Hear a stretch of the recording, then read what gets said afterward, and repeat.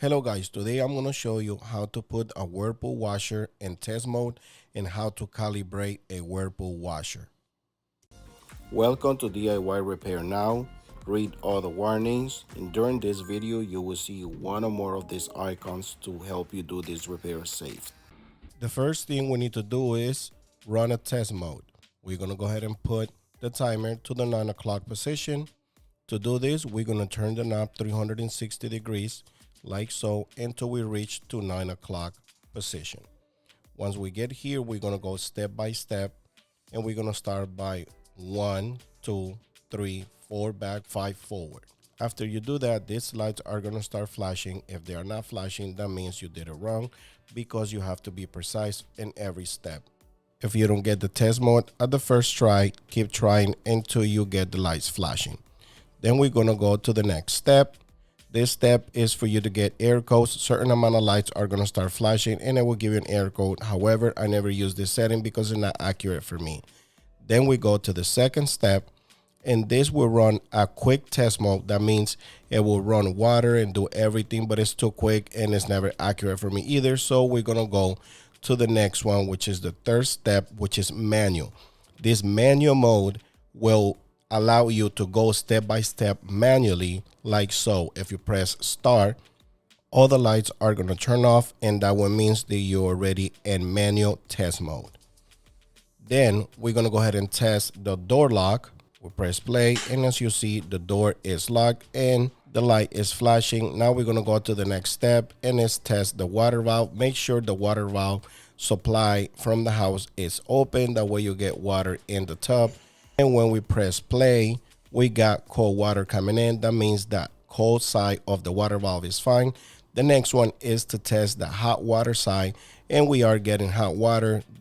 Another one is no test allowed there because all the lights are flashing. When those lights are flashing, that means nothing is to check right there until we get to this point right here. And this is how we check our drain pump. Now, after we check the drain pump, we're going to press play again to stop the test like in every other test. And the next one, lights are flashing, so it's nothing to check there. But this one right here is to check the spin cycle. Now there's two steps to check the spin cycle, and this one is to test the spin cycle in a lower RPMs.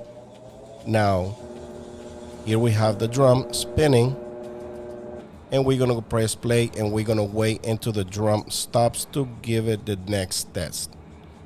Right now it's still spinning, and if it's still spinning, it will not go to any other test. It doesn't matter where you put it. This is the agitation, this is high agitation, and this is low agitation. So but you have to wait until the drum stops spinning. Now as you see, I press play, but it's not going to start the agitation cycle into the drums stops. And as you can hear, is working in higher and lower agitation. You can hear it right there. Finish with the test mode. Just press play and hold it for 3 seconds, and then we'll get out of the test mode. Everything should be done. And that's how you put a Whirlpool washer on test mode. However, when the customer calls and says that he got a Whirlpool, Maytag, Kenmore, Admiral, or any other brand that is made by Whirlpool off balance, we already know that is the shocks and they need to be replaced. In this video, the machine didn't shake on the spin cycle because it didn't have any wet clothes in there, so it will not shake as much compared to when it's closed in the tub. So the reason why you have to run a test mode is just to find out if it's anything else wrong with the washer. Because if it's shaking or off balance, it's definitely the shocks. Now in this footage, you can see when I push it down, it bounced more than once, and that's how you know if the shocks needs to be replaced. This is the most accurate test. Look how it's bouncing. It only supposed to bounce once. So after you replace the shocks, push it down again, and you will see that it will only bounce once. It will not shake like that. Now I'm going to show you how to calibrate a Whirlpool washer. In the first footage, you're going to see the original video. That way you guys can see how fast I did it. But then I'm going to show you how to do it in a slow motion. However, to put this test calibration mode, you have to watch the first footage because that's how fast you have to do it.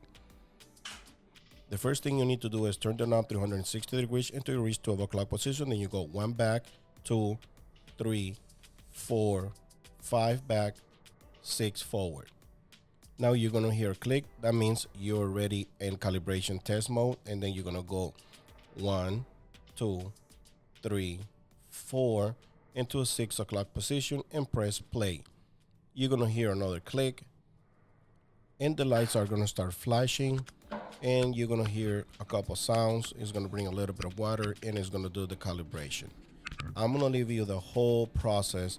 That way you guys can hear the sounds, all the water coming in, and all the noises that it make. The way you know for sure that you are doing things right.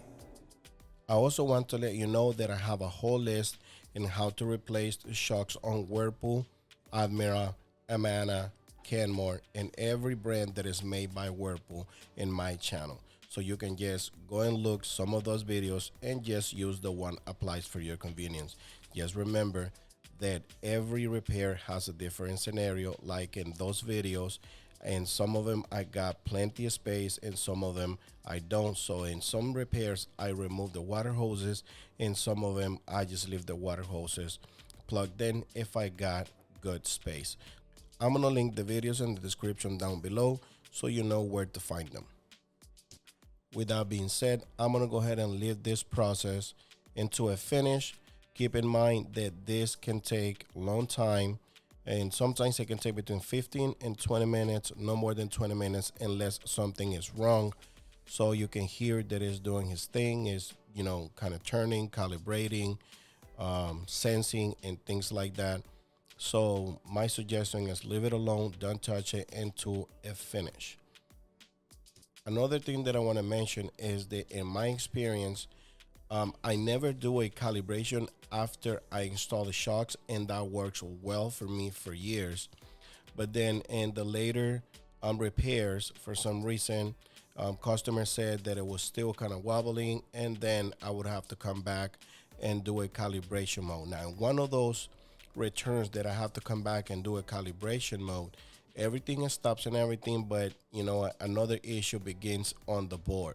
So my suggestion is replace the shocks if the washing machine tub is bouncing, but don't do a calibration unless it's necessary. That's my experience, and then you do it however you want to do it. All right, guys, that's basically it for this video.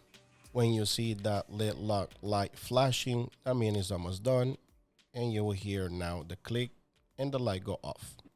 All right, guys, if this video helped you in any way, you can show us appreciation by giving us a tip using the following options that you see on the screen. If you cannot provide with a tip, is another way to support this channel by just dropping off a comment in the comment section down below.